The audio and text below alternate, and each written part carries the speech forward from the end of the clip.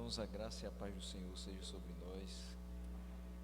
Quero, nessa noite, expressar minha gratidão a Deus por mais uma vez estarmos aqui e podendo louvar a Ele, podendo transmitir a Sua palavra.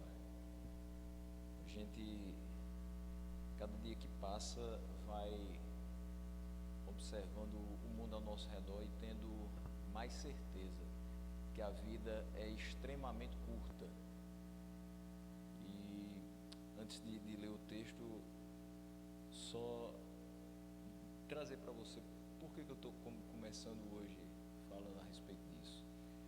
A gente hoje encerra a segunda carta de Paulo a Timóteo, e Paulo tem total certeza de que a sua morte é chegada. Isso a gente já falou logo no comecinho do capítulo 4. E principalmente quando a gente falou também na última pregação, foi do versículo 6 a 8. Mas hoje a gente vai observar dos versículos 9 a 18 que Paulo tinha ainda uma esperança de realizar determinadas coisas, e a principal delas era ver Timóteo.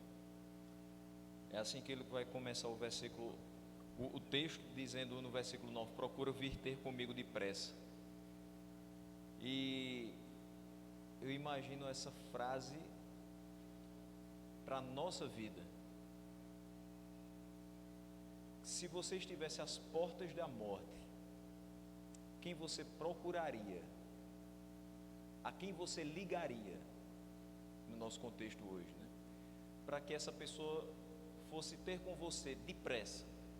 Porque você sabe que ela é a última pessoa com quem você vai trocar algumas palavras. E, em outras palavras, o que que nós temos aqui? Quem é a pessoa mais importante da sua vida, humanamente falando? Deus é a pessoa mais importante da nossa vida. Mas, tirando Ele, quem é a pessoa mais importante da sua vida? Aquela que você, se tiver a noção de que a sua vida já está no finalzinho, você quer vê-la, você quer conversar com ela, você quer escutar alguma coisa dela nos seus últimos minutos.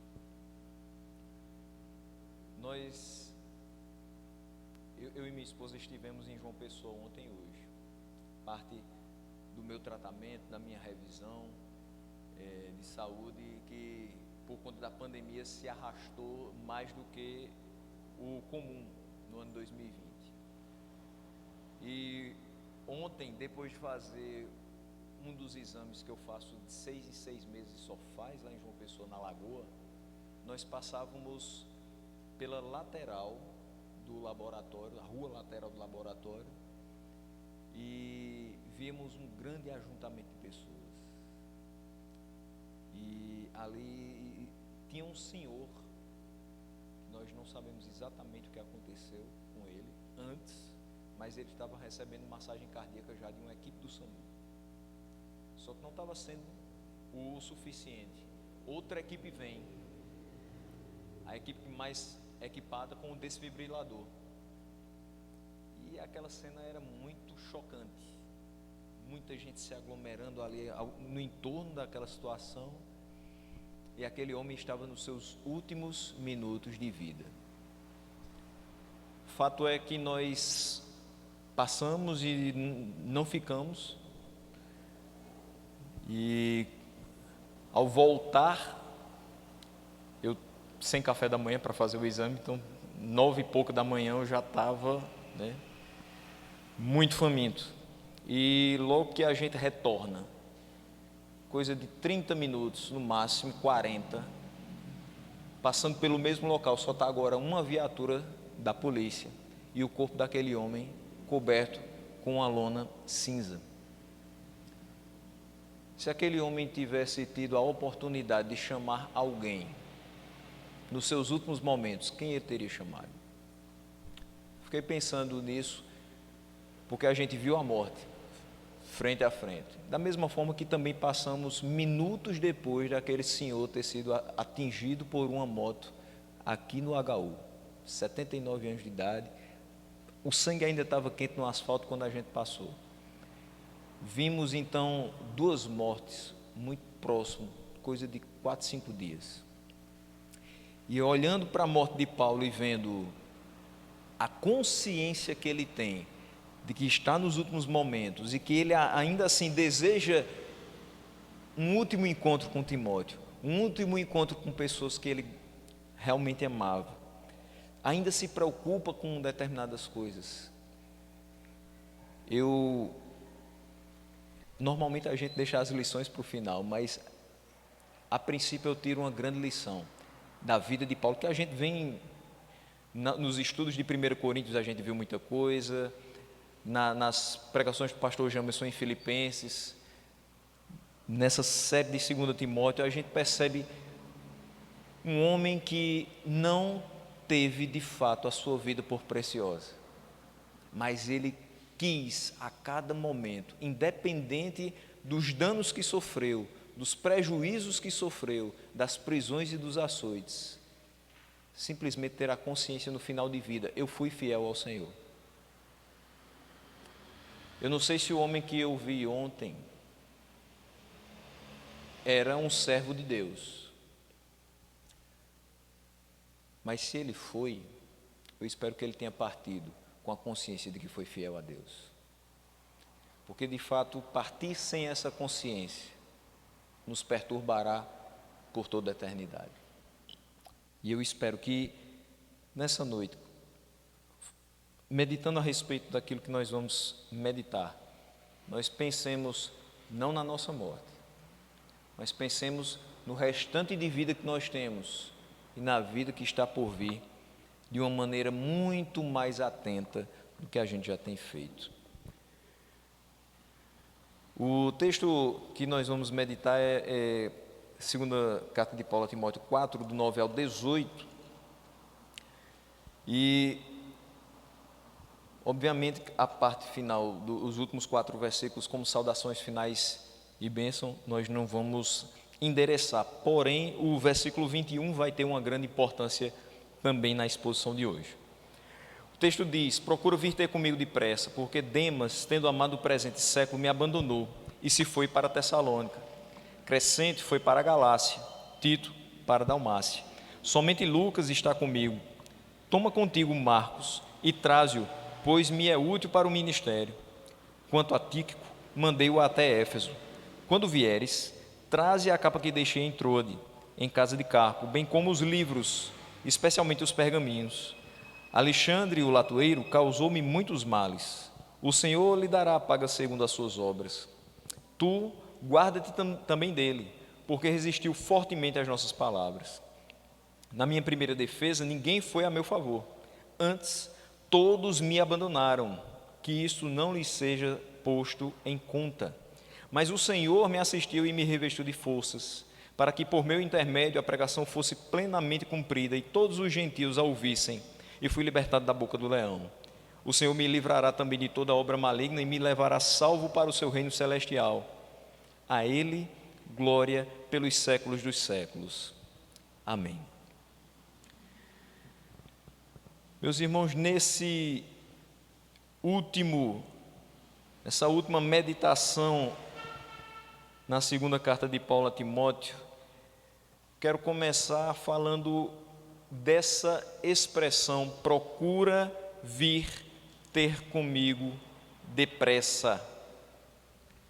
No começo dessa carta, no capítulo 1, no versículo 4, Paulo já expressa a vontade de ver Timóteo. E ele diz o seguinte nesse versículo: lembrado das tuas lágrimas, estou ansioso por ver-te, para que eu transborde de alegria. Quando eu perguntei aqui no começo quem é a pessoa mais importante da sua vida, quem é a pessoa mais importante da minha vida, humanamente falando, eu acho que essa definição aqui cabe perfeitamente. Paulo nos dá essa definição: a pessoa mais importante da nossa vida é aquela que, quando vemos, nós transbordamos de alegria. É aquela pessoa que, quando vemos, o nosso coração descansa em saber que ela está bem. É aquela pessoa que agrega valor à nossa vida, que nos faz crescer e, principalmente, que nos faz estar em maior contato, em maior proximidade com Deus e com a sua palavra. A pessoa mais importante da minha vida é aquela que me aponta para a importância que Deus tem na minha vida. É aquela que quer viver a vida cristã junto comigo, me ajudando a acertar quando eu, porventura, vier a tropeçar, me aconselhando em amor, porque o amor não encobre os erros, mas busca o acerto. E Paulo diz: procura vir ter comigo depressa. Não era simplesmente depressa porque ele sabia que ao ver Timóteo o seu coração se encheria de alegria, mas também porque o tempo da sua partida era muito, muito próximo. E chegaria um momento em que Timóteo não mais poderia fazer o trajeto de Éfeso até onde Paulo estava, em Roma. O versículo 21 nos traz a seguinte noção: apressa-te a vir antes do inverno. Paulo está falando pela terceira vez na mesma carta que Timóteo se apresse em vê-lo, porque quando ele diz que está ansioso em ver, é a mesma coisa, no meu entendimento, de venha me ver. Paulo está preso, então ele está ansioso em ver alguém, mas está aprisionado. A única possibilidade de ver Timóteo é Timóteo ir até ele. Mas isso precisa ser depressa, porque depois que o inverno chegasse, seria impossível viajar de navio. Não dava para Timóteo chegar até a Paulo. Se ele demorasse um pouco mais, talvez o tempo da execução de Paulo tivesse chegado. E aí o coração do apóstolo não transbordaria de alegria. E aí, por que Paulo desejava ver tanto Timóteo antes da sua morte? Porque essa companhia, mesmo que por um período muito pequeno de tempo, seria tão importante para o apóstolo. Além do seu coração transbordar de alegria, além de estar muito próximo da morte, existia uma terceira questão que motivava essa pressa em ver Timóteo. Paulo estava praticamente só.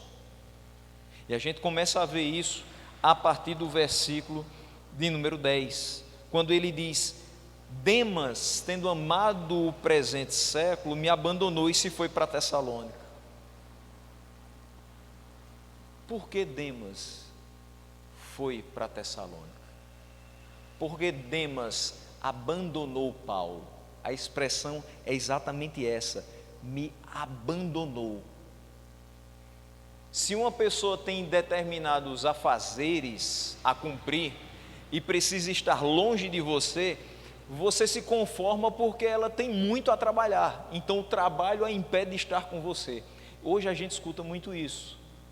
Às vezes você passa dias, talvez até meses, dependendo da distância, sem ver pessoas que você ama. Às vezes essas pessoas estão na mesma cidade que você, e mesmo assim você passa dias e até meses sem vê-las.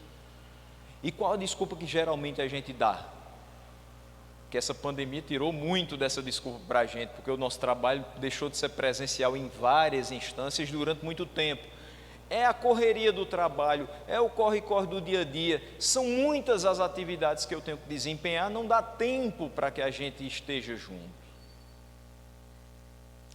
Paulo sabia que Timóteo tinha muito a fazer. Timóteo não era um desocupado.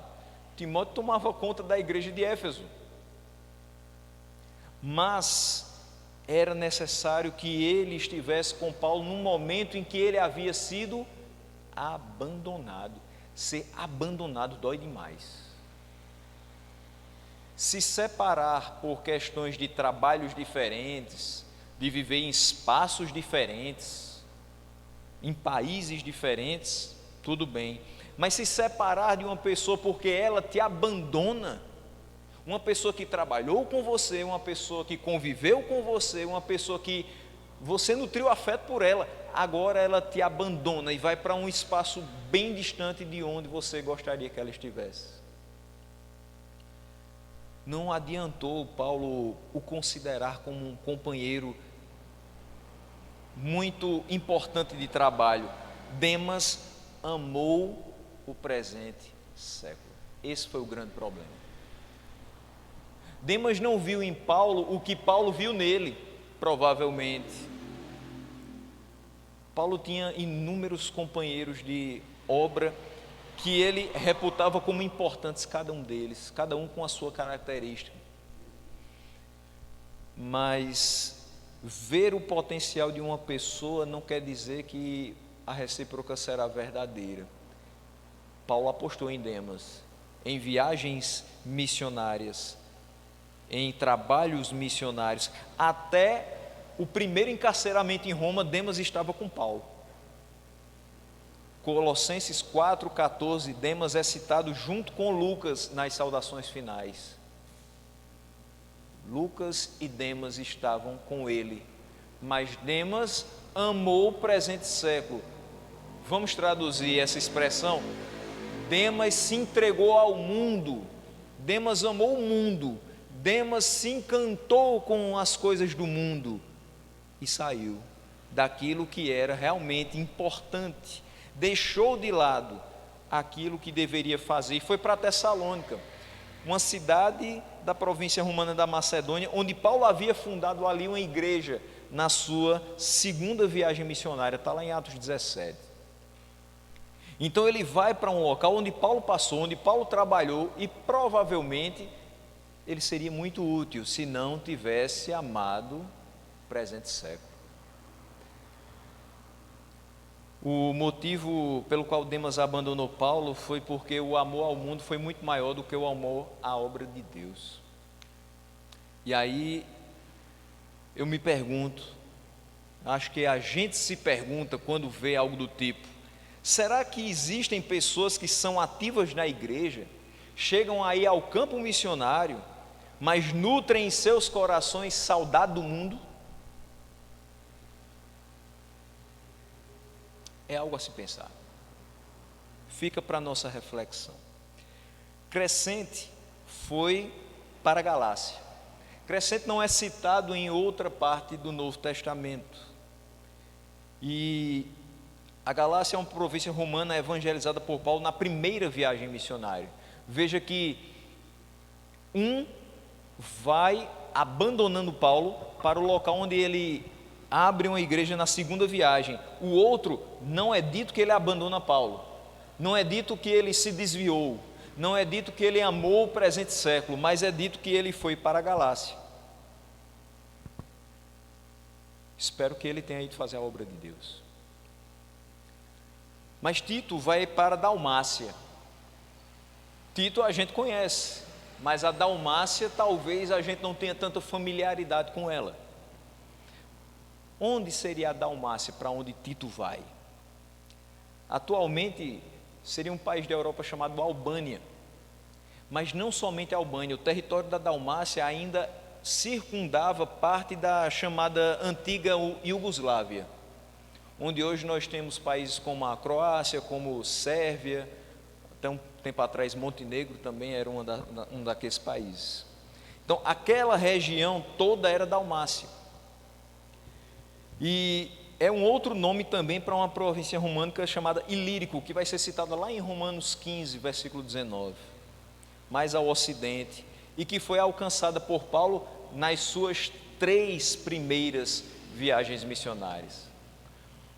Por que é importante observar os locais para onde cada um dos 3 foi? Porque você tem o seguinte: Crescente vai para a Galácia,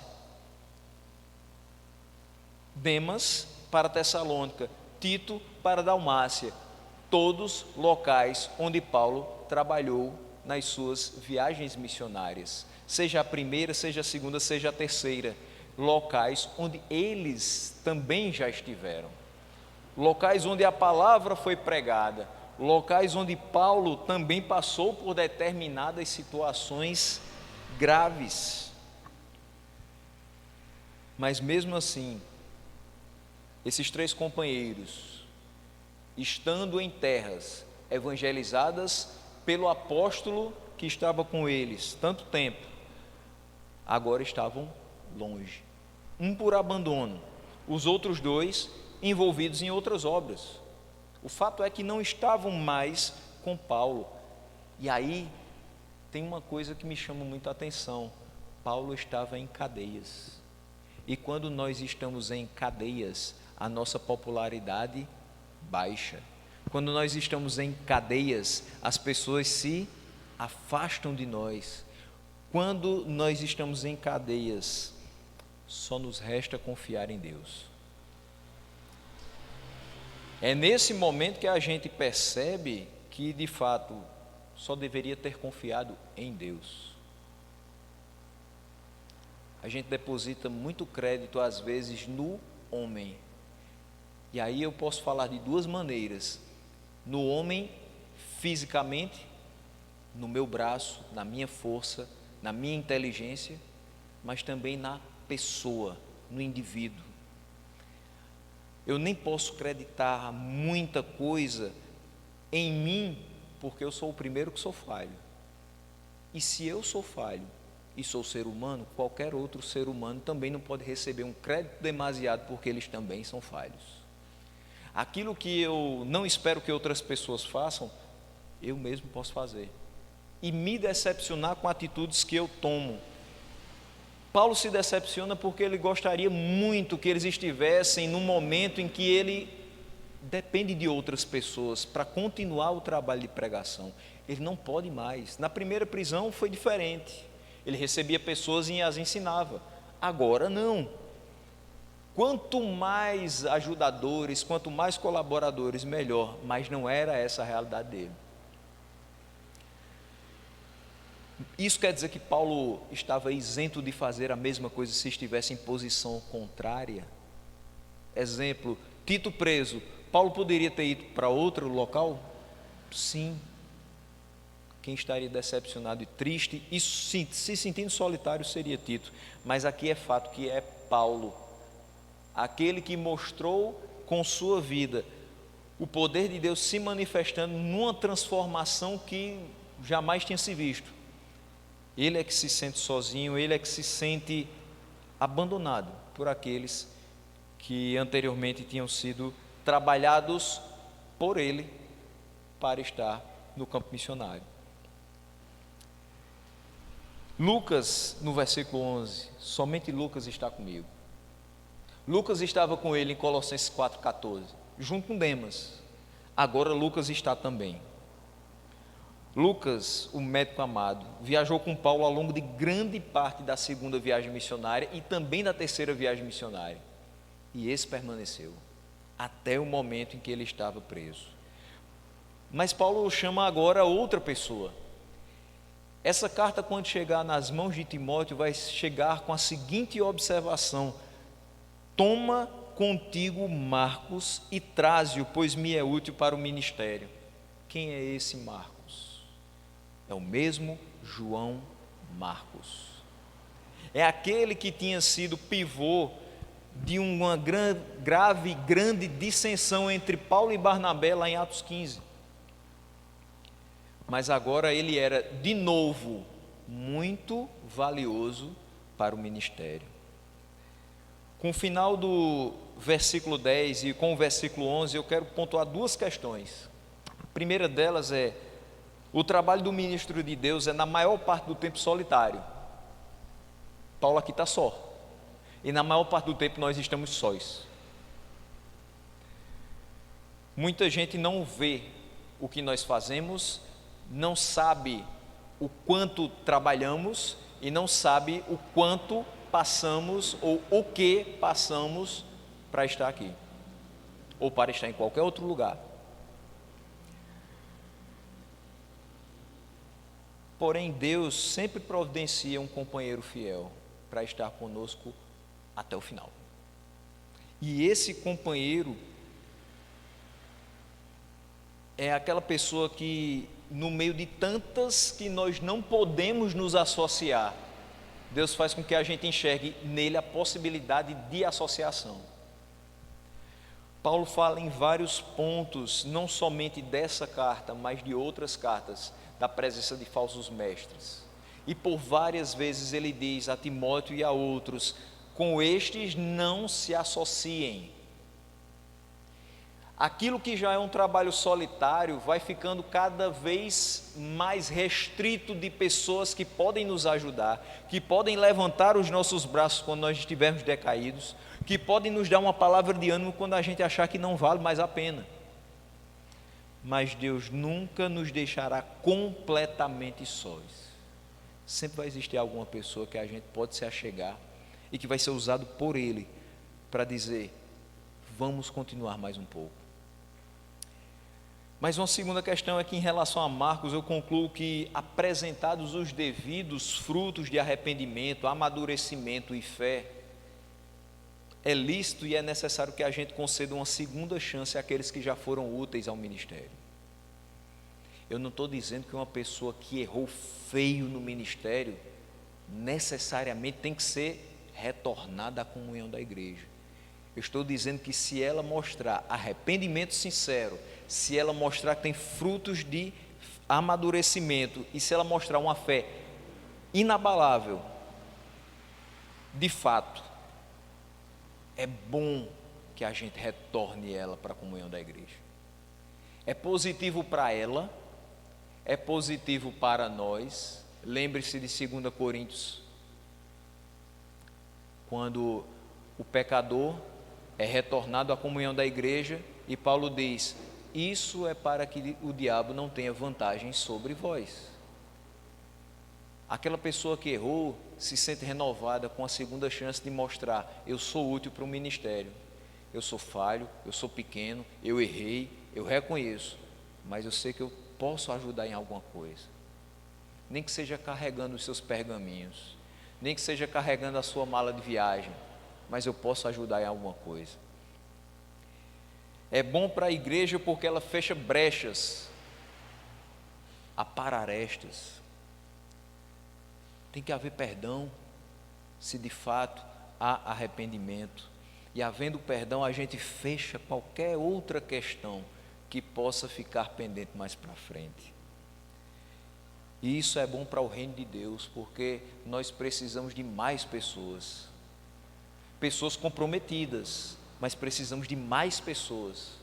A gente ainda continua em 2020 repetindo a mesma coisa: a seara é grande e faltam trabalhadores para essa seara, principalmente trabalhadores dispostos, principalmente trabalhadores destemidos, principalmente trabalhadores fiéis. No versículo 12 ele diz: quanto a Tíquico mandei até Éfeso.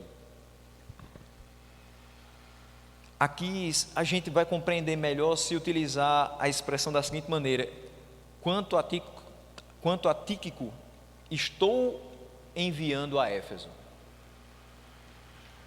Tíquico não estava já em Éfeso, mas ele seria enviado a Éfeso. Por quê? A necessidade de Tíquico não estar com Paulo, mas estar indo para Éfeso. Porque Timóteo deveria vir depressa ao encontro de Paulo. E a igreja de Éfeso iria ficar com quem? Com Tíquico.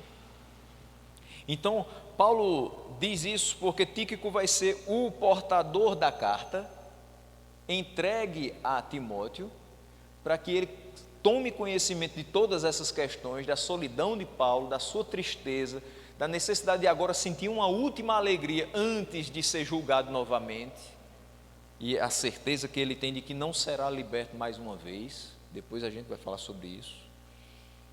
E aí Tíquico diz: pode ir, eu aqui ficarei, porque foi isso que Paulo me orientou a fazer. Vai em paz, vai falar com o apóstolo, vai promover a alegria no coração dele, e eu fico aqui com o pessoal em Éfeso, vou supervisionar a obra na sua ausência. Aí a gente vê mais uma vez a necessidade de termos pessoas. Timóteo era insubstituível em Éfeso? Não. Tíquico poderia muito bem estar ali com ele, mas por que Paulo confia em Tíquico para ficar em Éfeso enquanto Timóteo vem? Por tudo aquilo que aquele homem tinha mostrado a ele. Certamente Paulo não estava indicando para temporariamente estar tomando conta daquela congregação, uma pessoa irresponsável, uma pessoa que teria demonstrado falhas no caráter. Pelo contrário, ele era tão fiel quanto era o jovem Timóteo. No versículo 13 ele diz: quando vieres, traze a capa que deixei em Trode na casa de Carpo, bem como os livros e especialmente os pergaminhos. Com a chegada próxima do inverno, e a gente já viu que o inverno está bem perto, e que se ele não vier depressa, talvez não consiga mais chegar, Paulo solicita que Timóteo traga a sua capa. A capa é uma vestimenta com um revestimento de lã. É o que a gente hoje chamaria de casaco. Traga o meu casaco, para aplacar o frio. E ele havia deixado em Trode, cidade que ele passou durante 2 viagens missionárias, a segunda e a terceira. E ele havia deixado na casa de Carpo, que da mesma forma que Crescente, a gente não escuta falar dele em qualquer outra parte do Novo Testamento. Mas não era importante simplesmente ter algo que aplacasse o frio do seu corpo físico. Era necessário que Paulo tivesse alguma coisa para aplacar o frio da sua alma. Ele está numa masmorra, ele está afastado de todos aqueles que ele queria muito bem, e ele está afastado daquilo que realizava ele como nenhuma outra atividade na vida o realizava. Ele não estava podendo pregar às multidões. E aí Paulo pede que Timóteo traga também os livros e os pergaminhos. É evidente que Paulo queria fazer um bom uso do tempo, fosse quanto fosse, mas que esses últimos momentos, aquilo que lhe restava, pudesse ser aproveitado, e muito bem aproveitado, com leitura e estudo da palavra. Também me vem uma pergunta à mente: se estivéssemos na mesma situação que Paulo, quais seriam os últimos materiais que desejaríamos ter acesso? Será que a gente da prisão pediria que alguém nos trouxesse a nossa Bíblia e o nosso caderno de anotação de sermão? Aqui o pedido de Paulo pode ser de uma forma muito pertinente comparado com o que William Tyndale enviou da sua cela ao governador do Castelo Vilvoorde. Ele pediu um gorro e capa mais quentes, uma camisa de lã, mas ele pediu também mais coisa. Ele disse: traga-me um gorro e uma capa mais quentes, traga-me uma camisa de lã, mas acima de tudo a minha Bíblia hebraica, e a minha gramática, e o meu vocabulário de hebraico, para que passe o tempo nesse estudo. William Tyndale também estava preso. E o que ele poderia fazer naquele tempo ocioso em que ele estava na prisão? Estudar a palavra. Homens como esses são diferenciados. Eles pensam na palavra, mesmo nos momentos em que talvez nós só pensaríamos: quão perto está a minha morte, como eu vou morrer, decapitado, queimado, ou vou apenas apodrecer aqui nessa cela de qualquer chaga. Aqueles que são chamados por Deus para uma grande missão não perdem tempo com os embaraços desse mundo. Essa é uma grande conclusão a que eu chego, porque da mesma forma que William Tyndale e que Paulo passaram os seus últimos momentos no estudo da palavra de Deus, aquele que é chamado por Deus para essa missão não pode perder tempo com outra coisa, ele precisa estudar a palavra de Deus.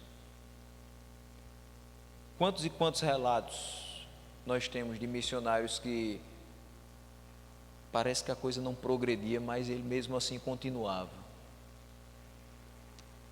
Fatos de alguns que se afadigaram na tradução da palavra de Deus, perderam boa parte do seu trabalho ou todo o seu trabalho e começaram tudo novamente. Eles não se preocupavam com aquilo que iriam fazer para passar o tempo, porque para eles a vida não foi feita para passar o tempo.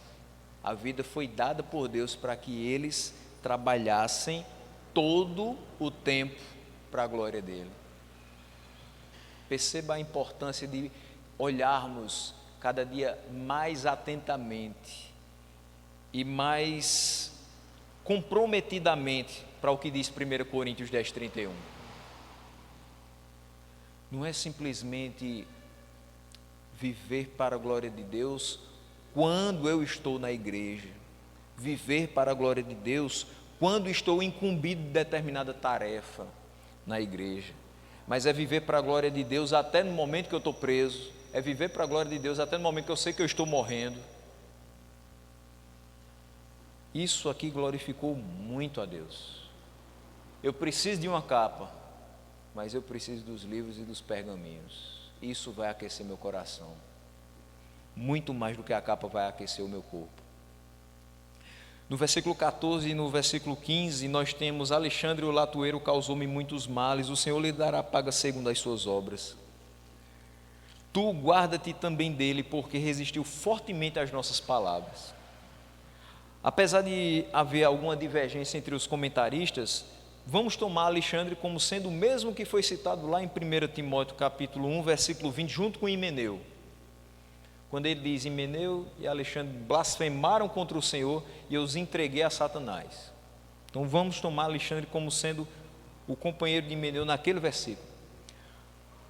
Quando o apóstolo diz: guarda-te também dele, diz: tem cautela, toma cuidado,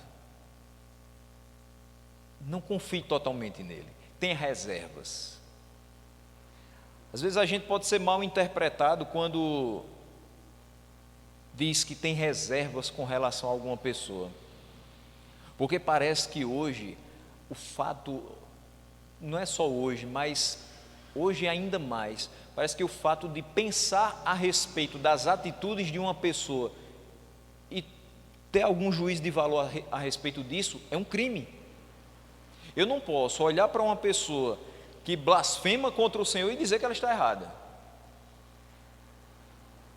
Existe muita gente que ainda tem problemas quanto a dizer que determinados pregadores estão sim errados nas palavras que eles proferem. Mas é óbvio, você abre a Bíblia e sabe que o que eles estão pregando não é a verdade. Eu tenho reservas quanto a essas pessoas.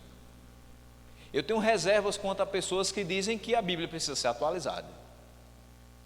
Eu tenho reservas quanto a pessoas que pregam que eu preciso dar uma forcinha a Jesus, porque eu preciso fazer minha parte, né? Jesus faz a dele, mas eu preciso fazer a minha. Eu tenho reservas quanto a pessoas que dizem que a força está dentro de mim e depende de mim fazer alguma coisa para tocar o coração de Deus, para que aí sim Ele venha até mim e faça aquilo que eu preciso. Eu não posso acreditar num Deus que não é autossuficiente, porque as Escrituras não me mostram isso. Me mostram um Deus autossuficiente, todo-poderoso, um Deus que não depende de mim e nem precisa de mim, mas por graça, misericórdia, me dá o privilégio de poder trabalhar por Ele e para Ele. Eu não posso crer num Deus diferente. E os males cometidos por Alexandre foram a rejeição e a difamação da verdadeira doutrina de Deus. É a pessoa que deliberadamente falava o que não estava nas Escrituras. E existem hoje muitos, meus irmãos, que estão fazendo todas as suas carreiras ministeriais fora das Escrituras. Tem muitos que estão fazendo as suas carreiras fora dessas linhas, deixando de lado o que a palavra diz para entreter as pessoas. deixando de lado o que é realmente necessário para que as pessoas não cheguem no final das suas vidas e venham a fazer uma introspecção, uma avaliação do que foi as suas vidas e se arrependerem amargamente de ter perdido tempo, e estão dizendo: aproveite sua vida, aproveite o hoje. Você não sabe o dia de amanhã, então aproveite o hoje. Acho que Paulo diria: aproveite o hoje estudando a palavra de Deus, aproveite o hoje sendo fiel ao Senhor, aproveite o hoje se arrependendo dos seus pecados e sendo uma nova criatura de fato, não só da boca para fora.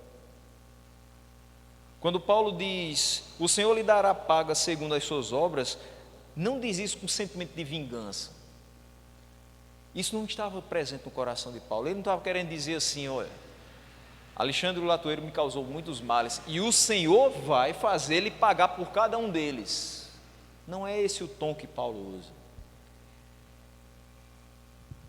Simplesmente, Paulo é movido pelo Espírito Santo a desejar a honra de Deus. Se alguém blasfema contra Deus, ele precisa ser punido para que o nome de Deus seja honrado com isso, porque Deus não deixa impune aquele que blasfema contra o seu nome. É uma manifestação justa do castigo divino. Ninguém vai ficar impune quando fizer algo contra Deus. E aí, deixa eu lembrar uma coisa: todas as vezes que nós pecamos, por menor que seja esse pecado, e não existe pecadinho, pecadão, por menor que seja na nossa mente o pecado, ele é contra Deus. Se nós fomos salvos pela graça, nós já sabemos em quem foi parar a punição pelo nosso pecado: em Cristo. Mas se você ainda não faz parte dessa grande família de Deus, se você ainda não foi alcançado pela graça, se você ainda não foi iluminado pelo Evangelho, nós também sabemos muito bem em quem vai parar a punição por esses pecados. Não era só Paulo que advertia Alexandre, ele resistiu a múltiplas repreensões e exortações. Ele diz aqui: ele resistiu fortemente às nossas palavras. Era aquela pessoa que escutava uma pregação e dizia: que coisa linda, mas não colocava em prática na sua vida. Era aquela pessoa que até gostava de estar na igreja, mas não queria compromisso com Jesus. Era aquela pessoa que até escutava alguns louvores, mas só quando estava triste, deprimido, precisando de algum ânimo. Quando estava tudo bem, esquecia totalmente que Deus existia, e nas suas práticas mostrava muito bem quem ele de fato era. Paulo lembra com tristeza, no versículo 16, que na sua primeira defesa ninguém foi a favor dele. Na primeira vez que ele está de frente ao tribunal romano, ninguém tem a capacidade de falar a seu favor. Ninguém teve coragem de falar que Paulo, de fato, não tinha cometido crime algum. Todos os cristãos de Roma o abandonaram no momento que ele necessitava bastante deles. E aí a gente vem escutando nos últimos anos a possibilidade, mesmo que remota, que alguns dos nossos ministros possam ser presos por conta das coisas que fala. Principalmente se tem coragem de falar. A gente hoje tocar em assuntos mais críticos na nossa sociedade, pode ser que daqui a pouco a gente realmente esteja encarcerado. Quantos serão os cristãos que estarão ao lado de pastores que continuam dizendo que homossexualidade é pecado? Sim. Quantos serão os cristãos que estarão ao lado dos seus pastores quando eles disserem que sim, corrupção é pecado, e a corrupção começa quando você fura uma fila e termina quando você rouba a nação? Quantos continuarão dizendo e sendo apoiados pelos cristãos que de fato o menino nasce menino e que a menina nasce menina? porque assim Deus quis, porque macho e fêmea os criou? Ou será que, como todos os cristãos de Roma, nós seremos abandonados? Quando nos posicionarmos pela palavra, sem querer afrontar ninguém, simplesmente pregando a verdade, e estivermos encarcerados.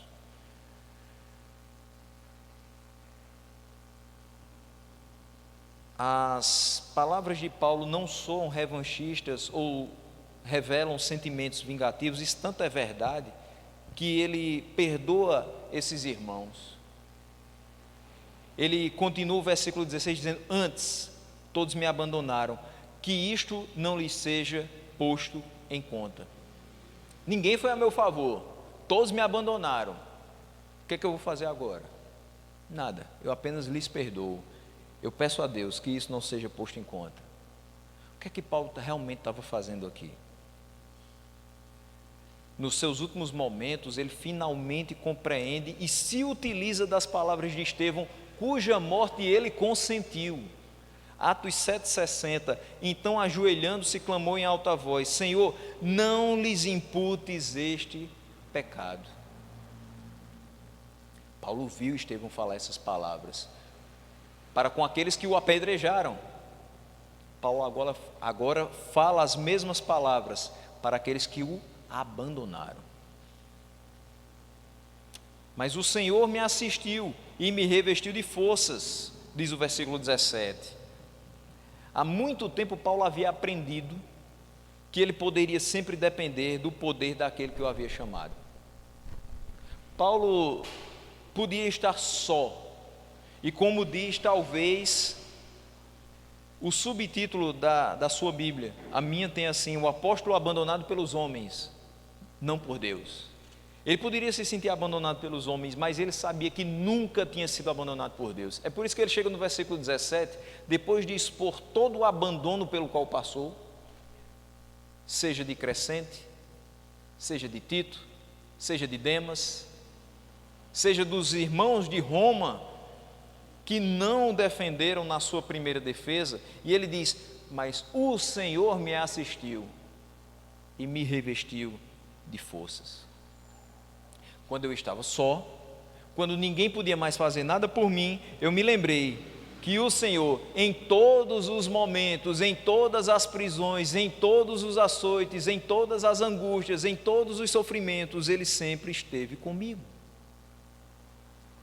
No momento que a gente pensa que não vale mais a pena, que a gente já sofreu demais, que a gente já bateu a cabeça demais, que a gente não precisa estar passando por isso, e a gente quer largar o ministério porque não, já deu, a gente precisa se lembrar: o Senhor sempre nos assistiu. Se de fato somos chamados por Deus, Ele sempre nos assistirá, sempre. E Ele não deixará que a corda arrebente nas nossas costas de uma forma que a gente não consiga suportar, e que mais na frente a gente não levante pela sua própria força e continue a trabalhar por Ele. O Senhor não somente dá assistência, mas Ele reveste de forças. Ele faz com que Paulo, depois de açoite, se levante e vá para outra sinagoga pregar. Ele faz com que Paulo, depois de uma prisão domiciliar, continue pregando a mesma palavra que o levou para essa prisão. O Senhor faz com que esse homem, nos últimos momentos de vida, ainda tenha interesse de estudar a palavra de Deus e orientar aquele que ficou lá em Éfeso. E não somente ele, mas a todos os cristãos que lerem suas cartas. 2 Coríntios 12, 9 e 10. Paulo tinha recebido revelações extraordinárias de Deus, mas ele sabia perfeitamente que ele não podia se ensoberbecer disso. Ele não era mais especial que outra pessoa, ele não era um escolhido de Deus para receber unicamente aquelas revelações, mas ele tinha recebido esse privilégio.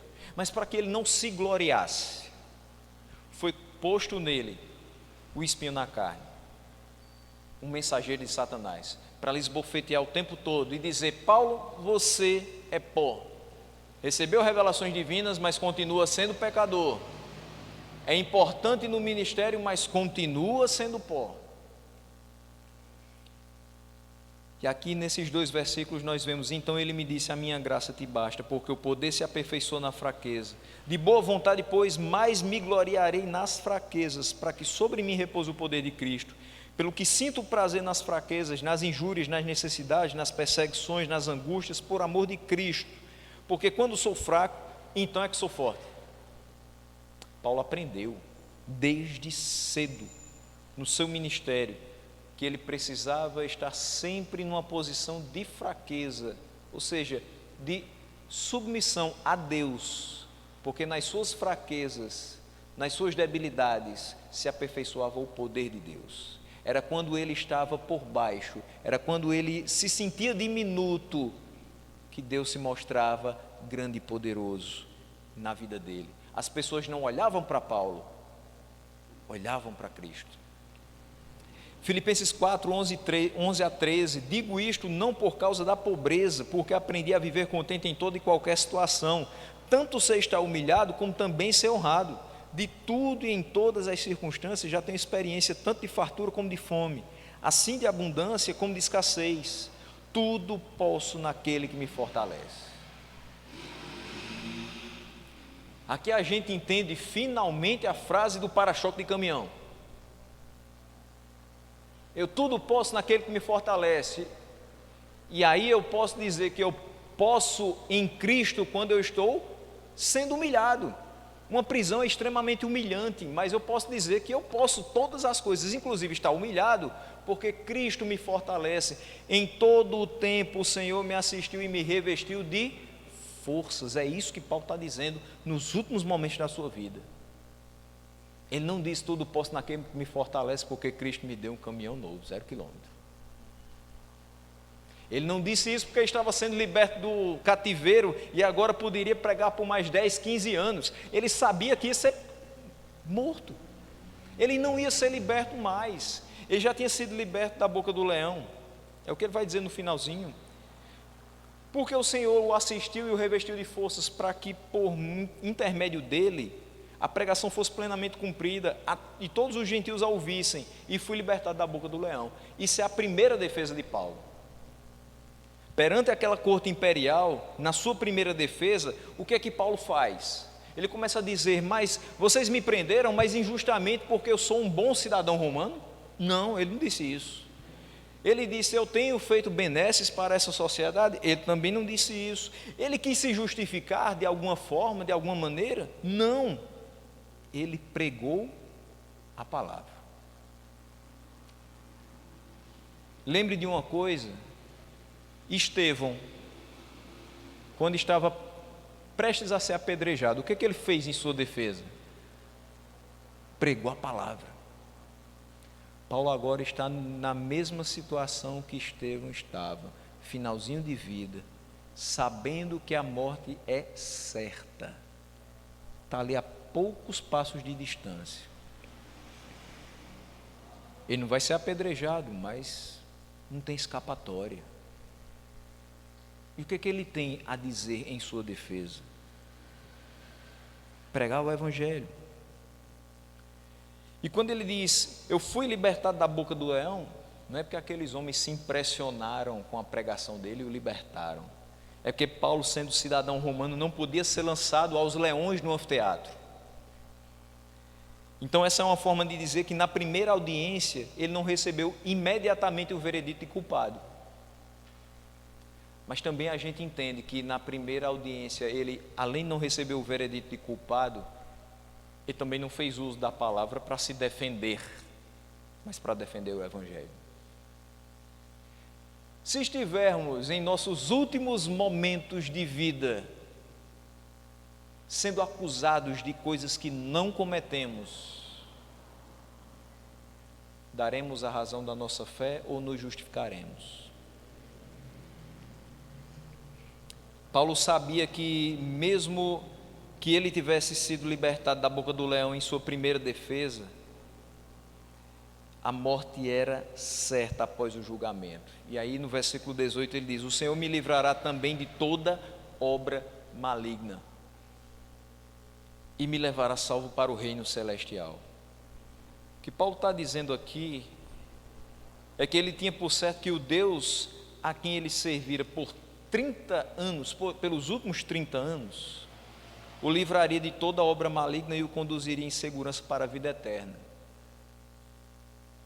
Se os cristãos de Roma tivessem falado a seu favor na primeira defesa, pode ser que Paulo tivesse sido liberto da boca do leão. Mas no segundo julgamento, mesmo que os cristãos falassem e ele fosse liberto e não morresse daquele julgamento, mas será que as palavras de todos os cristãos de Roma o livrariam das obras do maligno e o levariam com segurança à vida eterna? A minha palavra em defesa a uma pessoa pode fazer com que ela se sinta segura o suficiente de que ela herdará a vida eterna?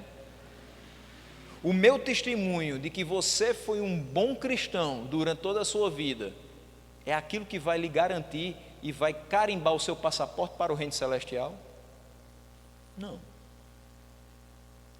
Por mais que todos os cristãos tivessem defendido Paulo, o que ele realmente necessitava era a graça de Deus. Do mesmo jeito que pedindo, Senhor, retira de mim esse espinho. Senhor, retira de mim esse espinho. Senhor, retira de mim esse espinho. E ele diz, a minha graça te basta. Nesse momento, mesmo preso, mesmo sabendo que vai morrer, aquela palavra ressoa de novo no seu coração, a minha graça te basta. Eu te assisti, eu te revesti de forças e eu é que te levarei em segurança para uma vida eterna. Aqui a gente tem que sofrer mesmo.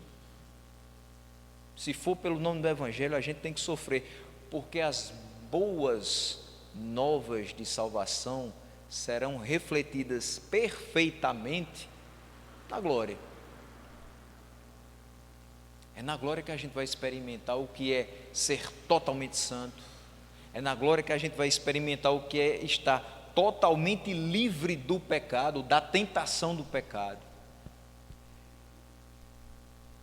Por enquanto, nós estamos sendo alvos das obras do maligno, sim, todos os dias. O pecado não somente bate à nossa porta, mas ele grita na nossa carne. E se não for pela misericórdia de Deus, e se não for a graça de Deus, a gente cai sim. Entristece o Espírito Santo e faz com que o nome de Deus não seja glorificado. As maquinações do maligno e os seus agentes humanos não podem causar um mal permanente naqueles que desfrutam da proteção de Deus. Por mais que durante muito tempo Paulo tenha sido afligido no seu corpo físico pelas maquinações do maligno e pelos agentes humanos, ele sabia que nenhum mal daquele era permanente. Ele sabia de fato em quem ele cria. Ele sabia que Deus o livraria de uma vez por todas após aquele julgamento. Não ia livrar da morte física, mas livraria da morte eterna. Meus irmãos, se temos ao Senhor, nós não temos o que temer, só confiar. É num momento como esse que a gente está vivendo que a gente pensa, talvez a minha vida reste isso aqui. O que me resta fazer? Um vírus minúsculo entra no meu corpo e eu tenho 10, 14, 17, 20 dias de vida. O que eu posso fazer? Correr desenfreadamente atrás de um coquetel de remédios. A gente tem que se medicar, claro. A gente não é louco. Mas a gente tem que confiar em Deus. Eu ainda não consigo compreender como depois da abertura da vida praticamente normal, há uns 4 meses, Ainda tem gente que não saiu de casa. Ainda tem gente que não veio à igreja. Ainda tem gente que diz: eu não saio de jeito nenhum. Hoje eu estava pegando a minha medicação e tinha uma pessoa que não queria sair do carro para pegar a medicação. Isso depende da sua vida. Eu estou com a medicação de uma pessoa há mais de 20 dias em casa. Ela tem medo de sair de casa para pegar a medicação. Mas dessa medicação depende também a nossa saúde. E eu fico pensando, por que eu não quero sair de casa? Por conta do vírus? Ou de fato é porque eu não confio tanto assim em Deus? Porque se eu confiasse em Deus, eu não estava nem tão preocupado assim com esse vírus, porque se eu morrer, eu cumpri a minha carreira, e eu sei que Ele me assistiu, que Ele renovou minhas forças e que Ele vai me conduzir seguro para a vida eterna. E se não for disso, pode ser do que for. Não é só coronavírus que mata. Um infarto fulminante, uma tuberculose, uma morte natural. Parece que o povo deixou de morrer naturalmente. Independente se você morrer hoje com 30 e poucos anos, ou se você chegar à altura de 90 e poucos anos com a graça de Deus, um presente maravilhoso desse, no dia que seus olhos fecharem, o que deve restar, essa pessoa confiou em Deus. Ela viveu com confiança em Deus, ela não viveu amedrontada porque alguma coisa podia acontecer na rua. Se a gente bota os pés na rua, muita coisa pode acontecer. Mas se a gente ficar em casa, também muita coisa pode acontecer. Faz pouco mais de uma semana que morreu uma das personalidades do Brasil que pouco aparecia, porque o que aparecia mais era o que a sua mão manipulava. O Tom Veiga morreu em casa, dentro de casa, fruto de um AVC proveniente de um aneurisma cerebral. Ele estava sozinho dentro de casa. As pessoas o acharam morto. Se ele dissesse: eu não vou sair de casa porque eu estou com medo, ele morreu dentro de casa. O que eu quero dizer, meus irmãos, é que nos dias que a gente tem vivido, se a gente pensar que Paulo estava prestes à morte e se importava em estudar a palavra e ainda fazer alguma coisa para Deus, por que a gente que está cheio de saúde e ainda podendo desfrutar de muito tempo, se assim Deus o permitir, por que a gente não tem o mesmo interesse? Por que a gente não entrega a vida do mesmo jeito? Por que a gente não tem a mesma confiança? Por que a gente não tem o mesmo destemor? Por que a gente não tem a mesma ousadia? A gente ora tanto pedindo ousadia e intrepidez. Por que a gente não vive isso de fato? Por que a gente não confia que Deus está dando isso para a gente? Por que a gente ficou tão amedrontado esse ano? Em outros momentos também. As pessoas que, diferente de Paulo, têm um discurso de vingança, elas dizem assim: o que é seu está guardado. E de fato a gente precisa confiar que o que é nosso está guardado. Mas o que é nosso é divino. O que é nosso é glorioso. O que é nosso é eterno. O que está ao nosso aguardo é uma vida eterna. Paulo esperava a vida eterna. Viveu como alguém que ansiava a vinda de Cristo. E é por isso que ele termina dizendo: a Ele glória pelos séculos dos séculos. O que eu estou dizendo hoje à noite, eu estou dizendo para mim. E estou dizendo também para vocês. Viva mais para Deus. Esqueça um pouco das coisas desse mundo e se entregue mais. Busque mais. Faça mais. Confie em Deus e não se preocupe com as coisas desse mundo. Não se preocupe nem com a sua segurança física. Ele tem cuidado de cada um de nós. Se algo terrível nos acontecer, algo maravilhoso estará logo em seguida. Se a morte chegar, como chegou para Paulo e chegou para tantos outros, a vida eterna é o próximo passo. Quem é crente deve viver assim, deve pensar assim. Isso para a glória de Deus. Não existe super crente, dói. Tem coisa que a gente é muito pequeno para enfrentar. Eu sei disso. Mas Ele nos reveste de forças. Saímos daqui hoje lembrando disso, em todas as coisas. Independente se você passou por pequenas ou grandes provações na vida, mas em todas as coisas, todos os dias da sua vida, Deus tem lhe assistido e lhe revestido de forças. Se assim não fosse, você não estava aqui hoje. Vamos continuar vivendo na certeza de que Ele tem feito isso por nós. E nessa certeza, trabalhar por Ele, fazer a sua vontade, promover a glória dEle. Que Deus nos abençoe nessa noite, nos guarde de todo mal.